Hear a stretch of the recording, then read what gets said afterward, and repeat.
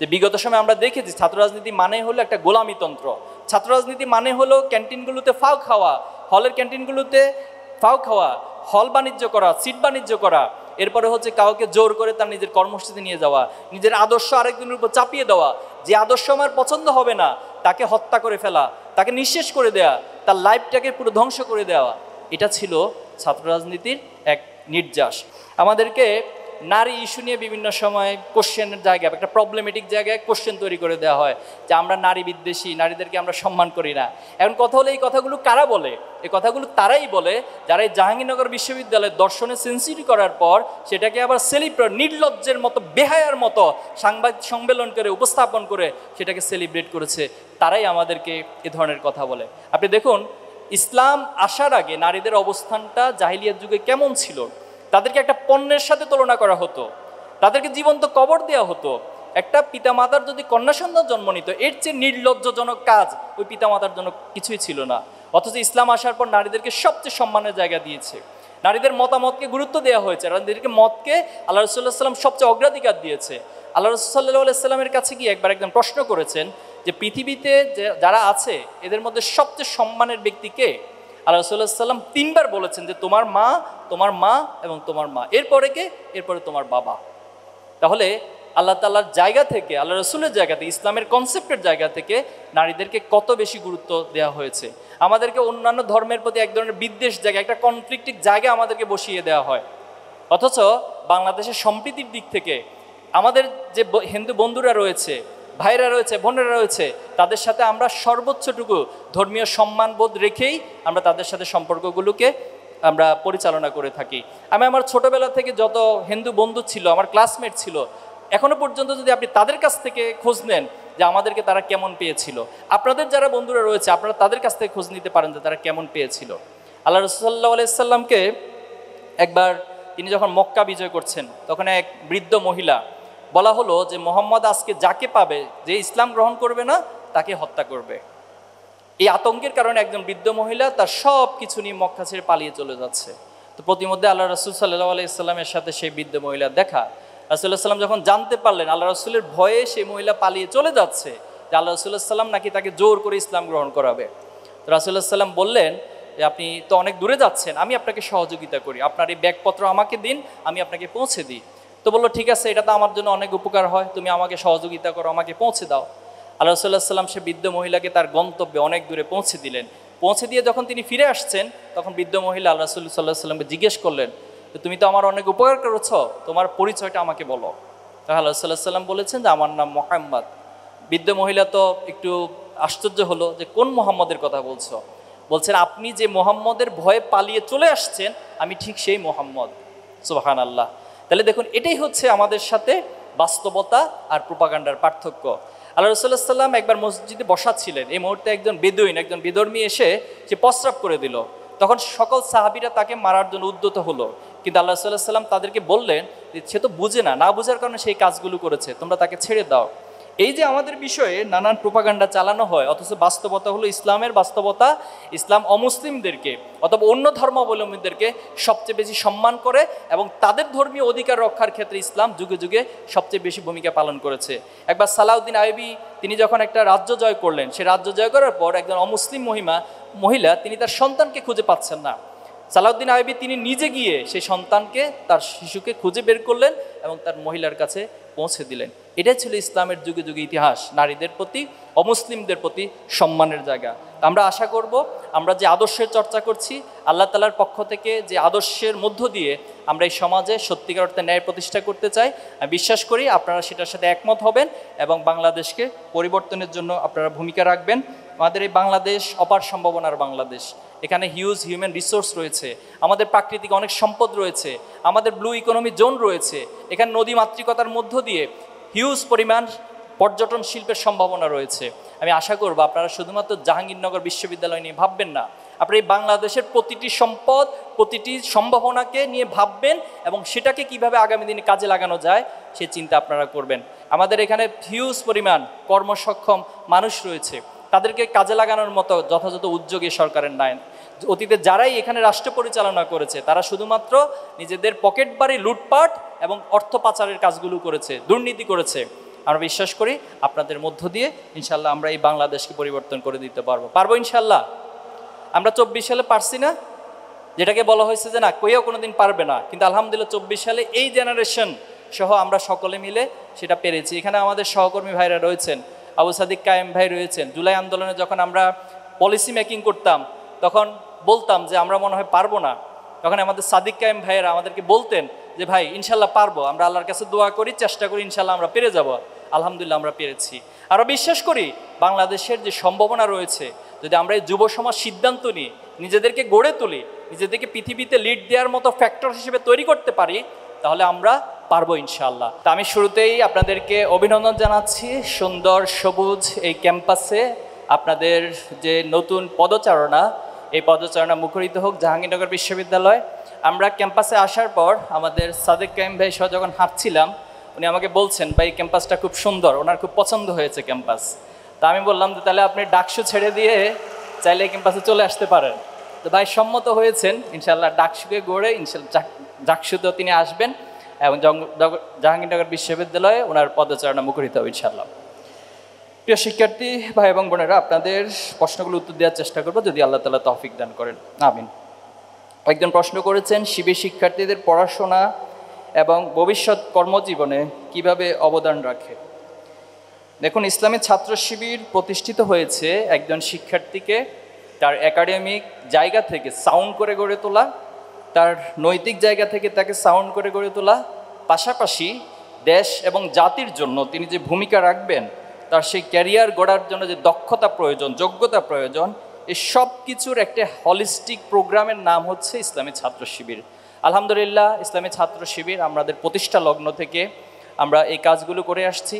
আমরা বিশ্বাস করি যে বাংলাদেশের এই জমিনে ন্যায় প্রতিষ্ঠিত হবে, ইনসাফ প্রতিষ্ঠিত হবে এবং এই সমাজের প্রত্যেক মানুষ তার অধিকার ভোগ করবে, অধিকারগুলো সঠিকভাবে তিনি অর্জন করতে পারবেন, ভোগ করতে পারবেন। কিন্তু সমস্যাটা যেখানে, সেটা হলো এই ন্যায় এবং ইনসাফ আপনা আপনি প্রতিষ্ঠিত হয় না। এই ন্যায় এবং ইনসাফ প্রতিষ্ঠার জন্য যুগে যুগে নবী আলাইহিস সালামরা এসেছেন।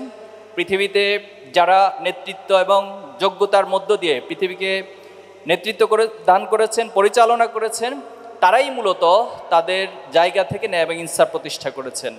আমরা মনে করি এই সমাজের ছাত্ররা যদি সত্যিকার অর্থে শুধুমাত্র একাডেমিক দিক থেকে সফল নয়, বরং একাডেমিক সফলতার পাশাপাশি তারা যদি নৈতিকতা, দক্ষতা এবং পৃথিবীকে কম্পিট করার মতো, পৃথিবীকে চ্যালেঞ্জ করার মতো, পৃথিবীর যে অপমতবাদগুলো রয়েছে, মানবীয় মতাদর্শগুলো রয়েছে, যারা পৃথিবীতে শান্তির কথা বলে সকল অশান্তি সৃষ্টির মূলে কিরানক হিসেবে কাজ করে, তাদেরকে চ্যালেঞ্জ করে এই পৃথিবীতে শান্তি প্রতিষ্ঠার জন্য কিছু মানুষ প্রয়োজন।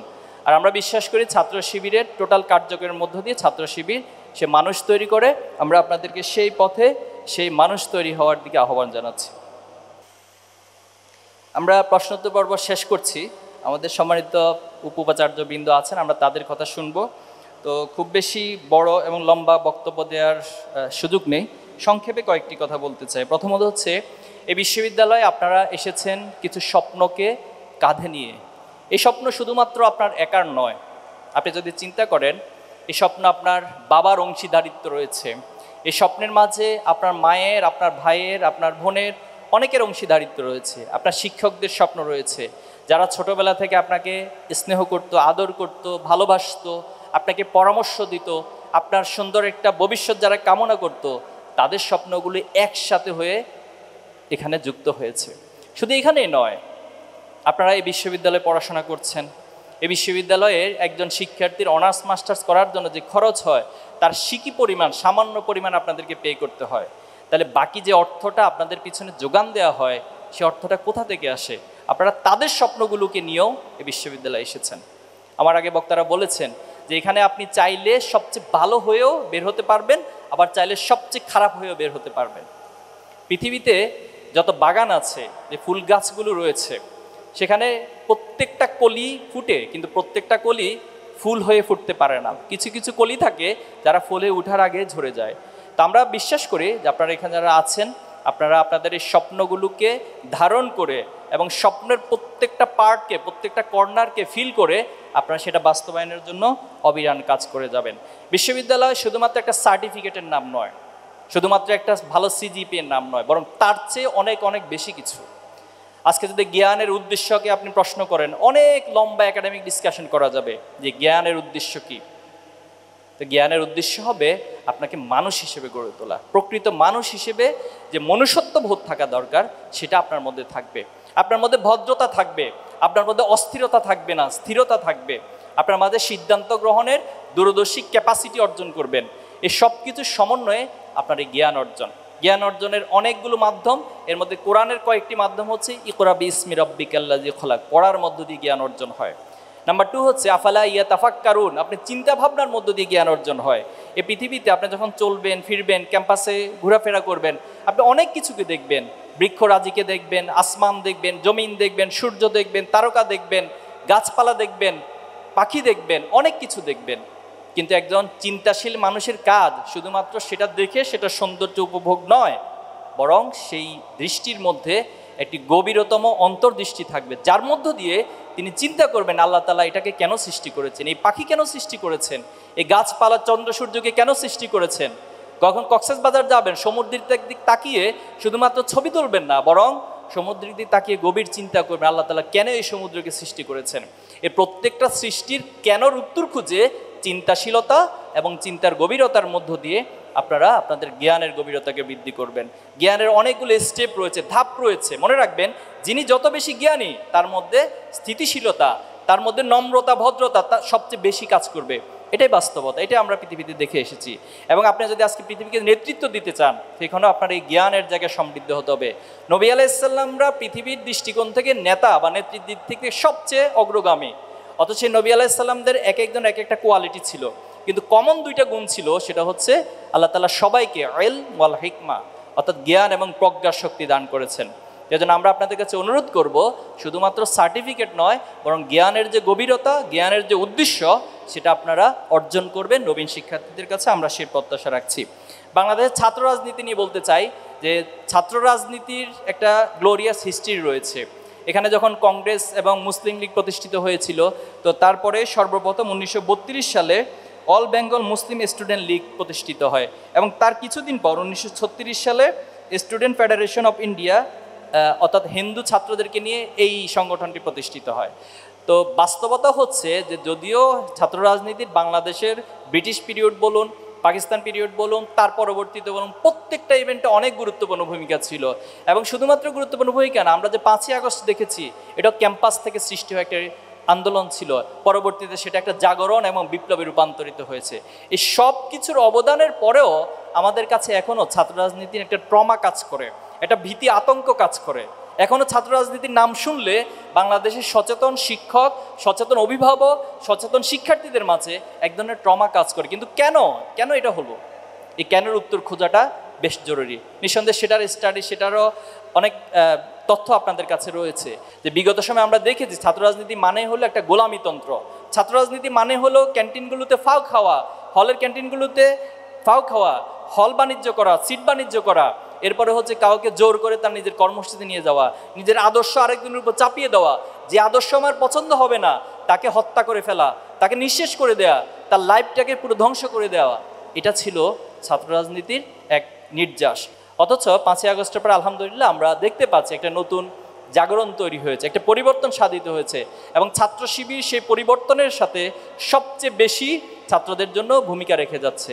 আমাদের 1977 সালে যে কনসেপ্ট এবং লক্ষ্য উদ্দেশ্য আমরা ঠিক করেছিলাম যে আল্লাহর এই জমিনে সকল প্রকার জুলুম নির্যাতনের মূলোচ্ছেদ করে সেখানে একটা আদর্শ সমাজ প্রতিষ্ঠিত হবে। আর 2024 সালের যে জাগরণ তৈরি হয়েছে, সেই জাগরণের মূল কনসেপ্টটাই ছিল সমাজ থেকে বৈষম্য দূর করা, জুলুম নিঃশেষ করা এবং সেখানে ন্যায় এবং ইনসাফ প্রতিষ্ঠা করা। তাহলে দেখুন 1977 সালে ছাত্র শিবির যে আদর্শিক বয়ান, যে স্টেটমেন্ট, যে লক্ষ্য স্থির করেছিল, 2024-25-এ এসে সেটা আপামর ছাত্র জনতার লক্ষ্য এবং ইচ্ছার সাথে একাকার হয়েছে। এজন্য আমরা বিশ্বাস করি আগামী দিনের বাংলাদেশে ছাত্র রাজনীতির গুণগত পরিবর্তন হবে। ছাত্র রাজনীতি মানেই হবে সেখানে শিক্ষার্থী বান্ধব কর্মসূচি থাকবে, সেখানে ছাত্রদের কল্যাণের কর্মসূচি থাকবে।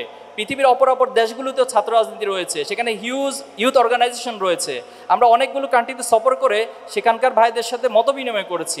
আমরা সেখানে এ ধরনের কনফ্লিক্টের কোনো রাজনীতি দেখি নাই, যে আমি আমার আদর্শ প্রচার করতে পারছি না এজন্য কাউকে আদর্শ প্রচারই করতে দিব না, আমি আমার কাজ করে সবার কাছে গ্রহণযোগ্যতা পাচ্ছি না এজন্য আরেকজন অর্জন করতে না পারে সারাদিন তার পিছনে প্রোপাগান্ডা চালাবো, এ ধরনের রাজনীতি পৃথিবীর কোথাও নাই।